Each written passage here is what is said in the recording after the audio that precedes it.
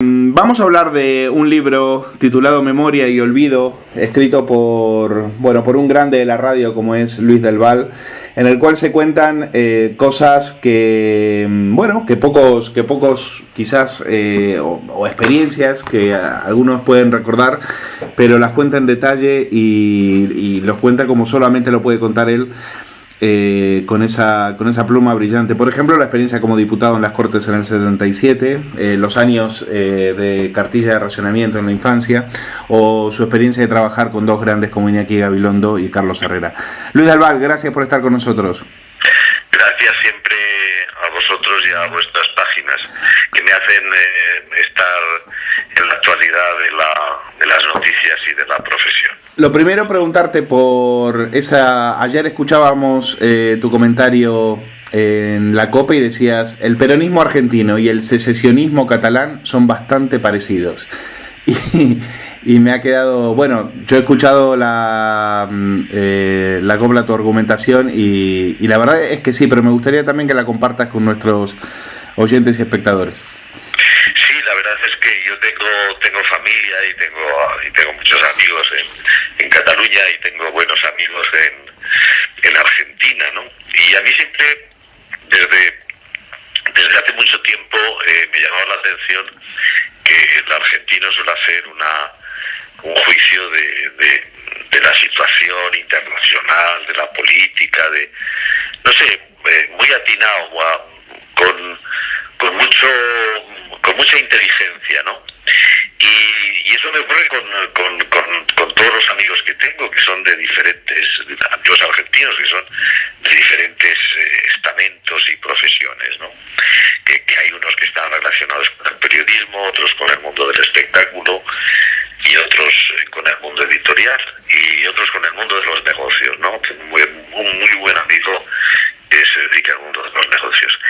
Y una de las cosas que siempre me llamaron la atención es que de uno a uno tú hablas con los argentinos y su juicio es verdaderamente a veces brillante sobre la situación política de América, del mundo, de su país, pero luego a la hora de votan siempre peronismo, ¿no?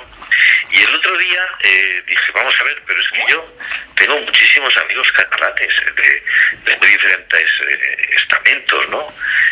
Alguno es nacionalista, pero ¿cómo puede ser esta especie de deriva, ¿no? ¿Cómo se perdona todo? ¿Cómo en Argentina se perdona a los Kirchner y se sigue votando peronismo? ¿Por qué se perdona la rapiña de los Puyol y se sigue votando secesionismo? Y entonces se me ocurrió decir, pues es que pasa algo, ¿no? Debe ser como una especie de, pues no sé, de ensoñación que está ya en el fondo y que no permite otra vía, no lo sé, pero fíjate tú que la situación de esos dos países llenos de personas inteligentes, válidas, estupendas, cómo va derivando por motivos de la situación política a un deterioro que verdaderamente no se lo merecen, ¿no? Bueno. Fíjate que hay un paralelismo ahí que yo como argentino te sumaría, y es que no es verdad que los argentinos no voten otra cosa que no sea peronismo. Los argentinos han votado varias veces a candidatos fuera del peronismo y han resultado ser peores que el propio peronismo. Sí, es verdad. Y aquí pasa igual, es decir, a los catalanes también les pasa que han votado a las últimas elecciones. Los ganadores fue un partido que fue Ciudadanos y que no supo manejar esa victoria, y al final se acabaron yéndose en estampida a las 24 horas. Entonces yo me pongo en la piel de los catalanes y de los argentinos y dicen, bueno, al final mejor malo conocido que bueno por conocer. Qué bueno por conocer. Fíjate. Cuéntanos, a mí me ha gustado mucho la parte en la que hablas de tu infancia, y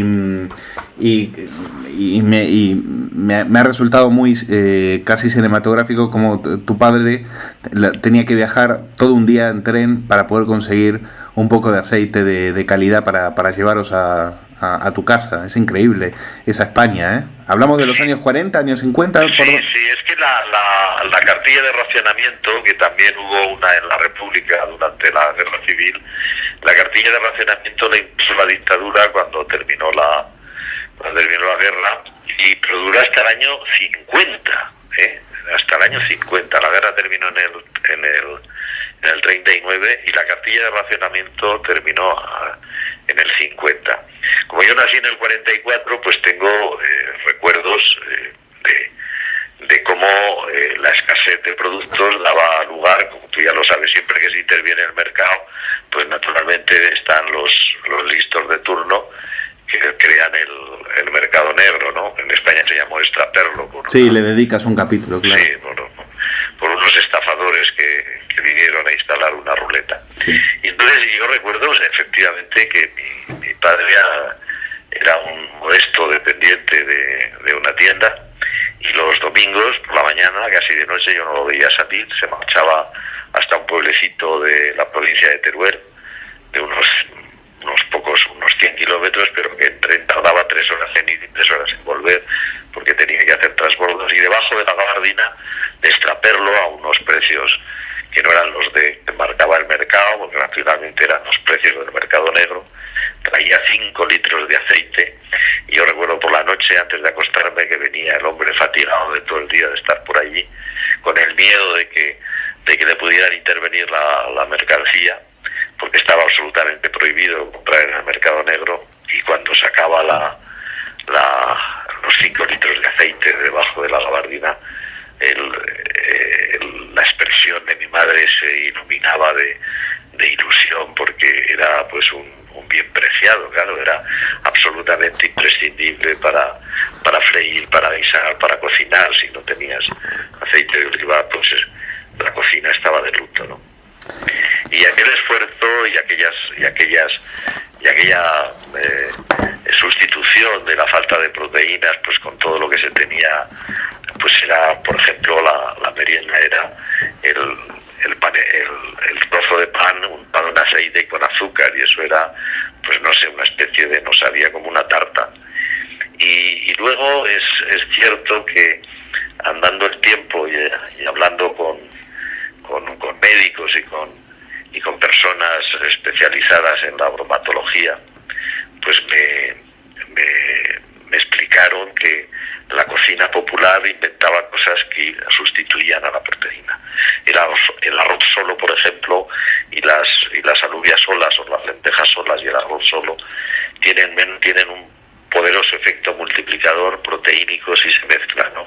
Y de ahí vienen aquellos platos de, pues, el empedrar, que son los garbanzos con arroz, las lentejas con arroz, las alubias con arroz, y todo eso era, pues, la inventiva de las clases populares para poder subsistir y poder hacer lo que se conocía como matar el hambre, ¿no? ¿Y cómo marcó eso a tu generación, Luis?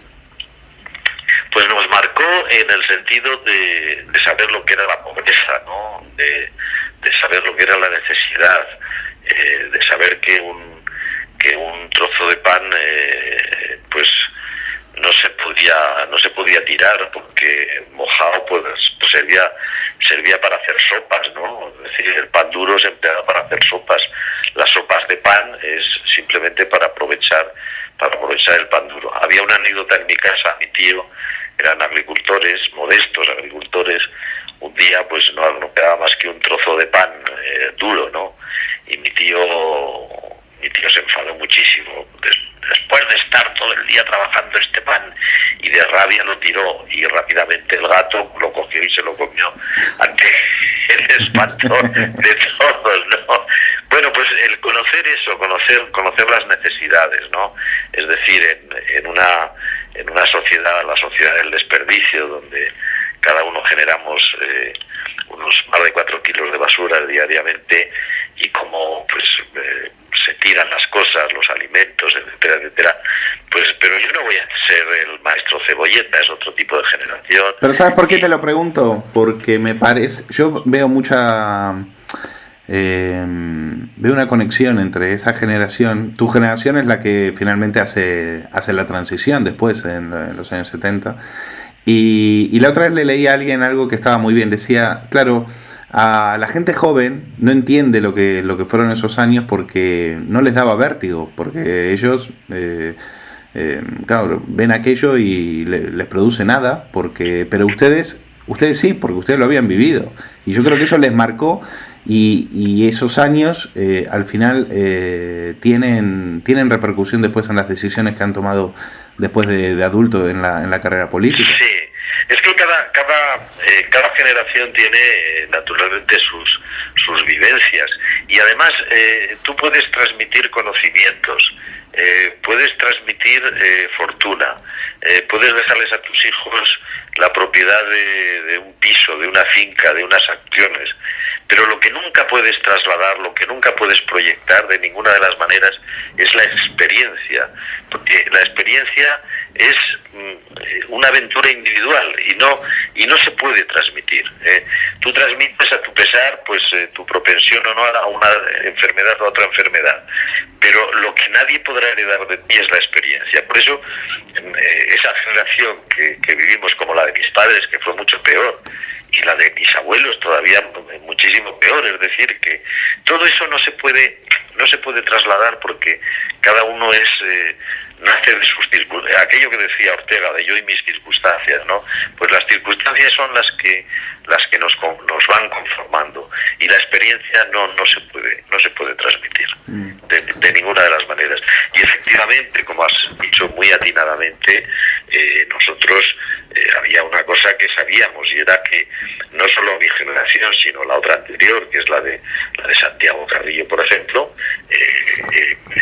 había una enorme, grandísima preocupación por la reacción de los militares, ¿no? La reacción de la clase militar. Hoy tenemos un ejército preparado, moderno. Yo diría que los jefes del ejército están, yo diría que casi más preparados que los ejecutivos de las empresas, porque aparte de su carrera militar casi todos tienen una licenciatura universitaria. Es difícil encontrarte hoy un general que no hable con fluidez inglés y otro idioma y que no tenga pues una licenciatura en Derecho o en Historia, ¿no? Es lo frecuente. Sin embargo, hablamos del año 77, hace más de medio siglo, en la clase militar procedía un poco de las guerras de Marruecos, donde habían ascendido todos hacia el generalato, y era un ejército con una suboficialidad muy feble y naturalmente por eso desde los inicios de la transición hay 4 intentos de golpe de Estado, no solamente el del 23F. La gente se cree que es que solo hubo el del 23F, no. Hubo 4 intentos de golpe de Estado. Y eso, eso lo sabía muy bien gente como Santiago Carrillo, y luego nosotros, que no habíamos vivido la guerra, sí que como niños nosotros habíamos tenido la experiencia de escuchar en las noches de invierno y en las noches de verano las historias que contaban nuestros padres de la guerra. Y no sé, yo creo que mi alma de novelista nació allí, porque recuerdo historias verdaderamente terribles. Sí, ejemplo, se hablaba en tu casa, porque mucha gente me ha contado que no hablaban, que esa generación sí, intentaba no hablar de... Se hablaba en la intimidad de la familia, ¿no? O sea, se hablaba, ¿no? Lo que no se hacían eran agravios de a fulano, no, pero objetivamente de las cosas que le habían pasado al vecino, a la vecina, sí que se hablaba. Entonces en el pueblo de mi madre había una historia tremenda, y es que una mujer escondía a su marido para que no lo fusilaran, lo escondía en una tumba, y cada 2 días iba a la tumba, abría la lápida y le metía comida, agua, etcétera, etcétera. Y el hombre por la noche pues procuraba aliviar sus necesidades fisiológicas por algún rincón del cementerio. no solamente iba a verle, sino que naturalmente pues tendrían algún vis a vis, lógicamente, porque eran marido y mujer. Sí. A consecuencia de eso, la mujer se quedó embarazada.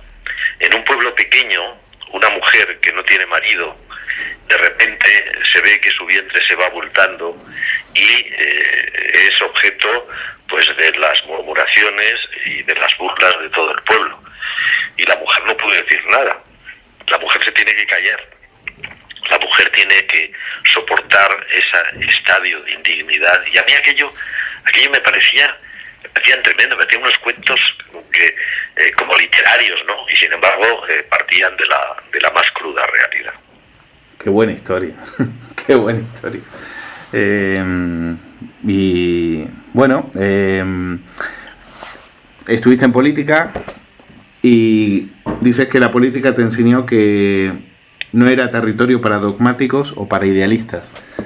O sea, que tú ahí no tenías mucho que... Sí, mucho, ¿no? que pintar. Podríamos decir que yo entré en la política, pero quizá la política no entró en mí, ¿no? Porque llegó un momento en que a mí la política no me echó y me fui yo. La verdad es que sí. Afortunadamente me fui yo. Paco Fernández Ordóñez, a mí me llevó a la política José Ramón Lassuén, y luego Paco Fernández Ordóñez, cuando Unión de Centro Democrático prácticamente se deshizo, se astilló por completo. Paco Fernández Ordóñez me ofreció seguir en política, en el PAD, el Partido de Acción Democrática, que íbamos a ir dentro de las listas del PSOE. Paco y José Ramón Lassuén siempre sabían prácticamente antes de las elecciones los diputados que salían por cada provincia, ¿no? Y me dijo, bueno, en Zaragoza salen 5 y tú vas a ir de número 2, o sea que sales seguro diputado. Pero ya llegaba un momento en que, no sé, mi caída del caballo fue un día que yo soy de Zaragoza, y un día me llamaron del Heraldo de Aragón para que les escribiira un artículo en el número extraordinario que el Heraldo de Aragón saca el día 12 de octubre, que es el Día del Pilar. Entonces me acuerdo que estaba entonces de director general de cooperativas en el Ministerio de Trabajo con Rafael Castro Ortega, y le dije a Julio, que luego fue catedrático y que era el jefe de la secretaría, le dije, pásame una máquina de escribir. Entonces no había ordenadores ni nada, estoy hablando del año 78, hace 32 años.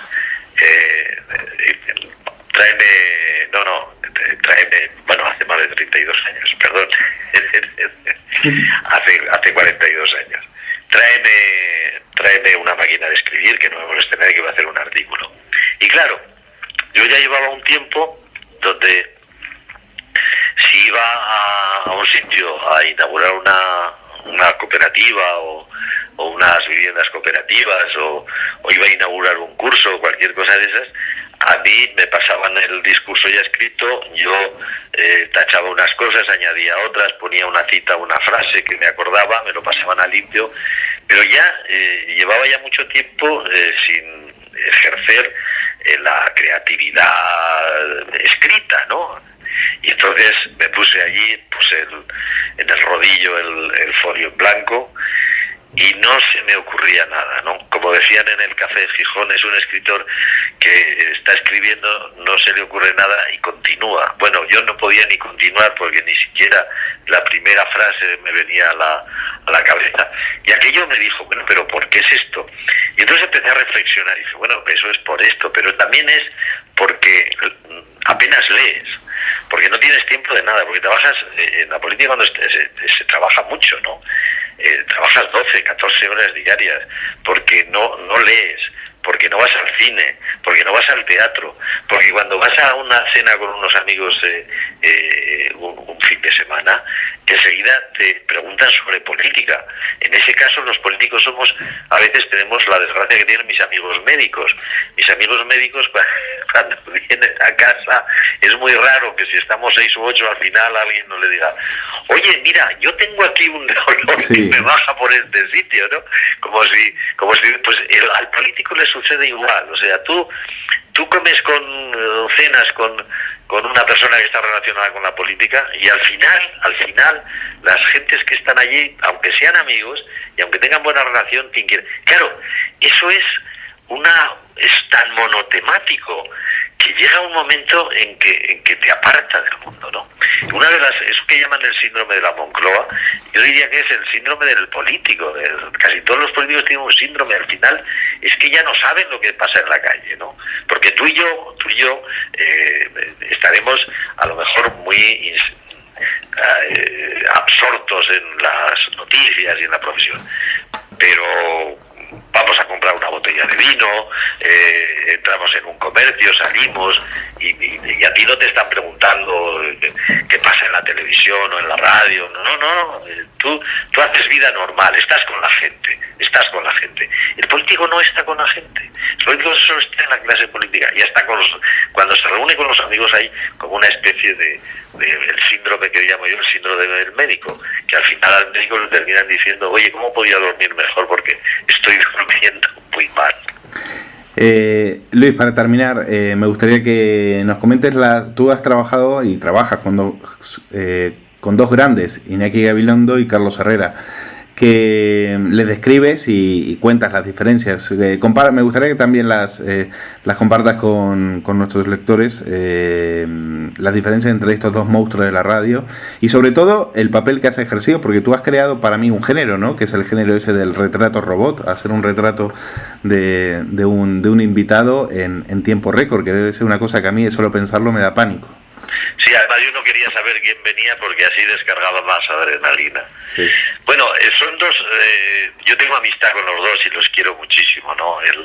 El otro día le mandé un WhatsApp a Iñaki porque vi una cosa que habían hecho de tal palo en un programa de televisión y me contestó enseguida, ¿no? Porque él me parece que 2 años mayor que yo, pero vamos, somos de esa generación. Y entonces Iñaki es muy riguroso, muy riguroso, como buen hermano mayor de una familia numerosísima. Tú sabes que en las familias numerosas, desde que tienes 3 años, detrás de ti hay uno que tiene 2 y otro que tiene 1, y cuando tienes 4 años, o tienes 5, hay otros 2 detrás, ¿no? Y entonces tú como mayor eres el responsable. Entonces tú no eres un niño de 5 años o una niña de 5 años, eres el mayor de 3 hermanos. Y eso cargas con una responsabilidad durante toda la vida impresionante, ¿no? Yo estoy casado con la mayor también de una familia numerosa y también es muy rigurosa, muy exigente consigo misma y muy exigente con los demás. Iñaki es muy exigente consigo mismo y muy exigente con los demás. Yo recuerdo que me contaba que cuando llegó a la Universidad de Navarra, él era la primera persona, el primer Gabilondo de la familia que entraba en una universidad. Y él dice, yo tenía un gran peso encima, pero es que además había otro enorme que casi me quitaba el sueño. Y es que si yo fracasaba en la universidad, yo que era el mayor, ningún Gabilondo iba a ir a la universidad. Fíjate tú qué planteamientos, ¿no? Y además planteamientos racionales. Entonces esa exigencia consigo mismo es una exigencia con los demás, ¿no? Y eso hace, pues que los programas tengan mucho rigor. No le gustan en absoluto los fallos. Y en cambio Carlos Herrera es una persona muy trabajadora. Yo digo que trabaja mucho para que los demás no lo noten, pero es una persona muy trabajadora y sin embargo tiene un sentido un poco más distante de los fallos y de las equivocaciones, ¿no? Es decir, aprovecha a lo mejor para hacer una regonera. Entonces yo el otro día decía que yo estuve en la SER, estuve durante una temporada, sí, desde septiembre hasta junio, estuve en un programa que de 8 a 10 estaba yo con Iñaki Gabilondo, que hacía las mañanas de 8 a 10, y a las 10, de 10 a 12, lo hacía con Carlos Herrera. Y me parece que lo digo en el libro, que si en esa ocasión, ese año yo no me volví esquizofrénico, pues ya no me volveré esquizofrénico nunca en la vida, porque eran 2 ambientes distintos. O sea, queriéndonos mucho, teniendo un aprecio y un respeto, y admirando yo a los dos, son 2 ambientes distintos. Digo, no sé, es como si pasases de 8 a 10 en unos ejercicios espirituales muy bien montados, donde todo está a punto, y luego de 10 a 12 pasarás a la caseta de una feria de Sevilla, donde también está todo muy bien medido, pero se sabe cuándo van a entrar las sevillanas, y se sabe cuándo, pero el ambiente es diferente, ¿no? Sí. Y eso, la personalidad de cada uno pues proyecta sobre el trabajo que hace, ¿no? Pero son dos grandes personas. Iñaki tiene una frase que es verdaderamente aguda, que dice: de 8 a 10 hablamos de las cosas de la política, y de 10 a 12 hablamos de la política de las cosas. Y la política de las cosas pues es cómo se hace la cocina, cómo se educan los niños, cómo se viaja, etcétera, etcétera, etcétera. Bueno, pues qué pena de tenerlo que dejarlo aquí. Luis del Val, autor de Memoria y Olvido. Muchísimas gracias por estar con nosotros. Gracias a vosotros, que yo soy seguidor vuestro, ¿eh? Bueno, y nosotros no te imaginas de ti como estamos ahí pegados al transistor, como decía mi abuelo. Muchísimas gracias y un fuerte abrazo. Otro, gracias.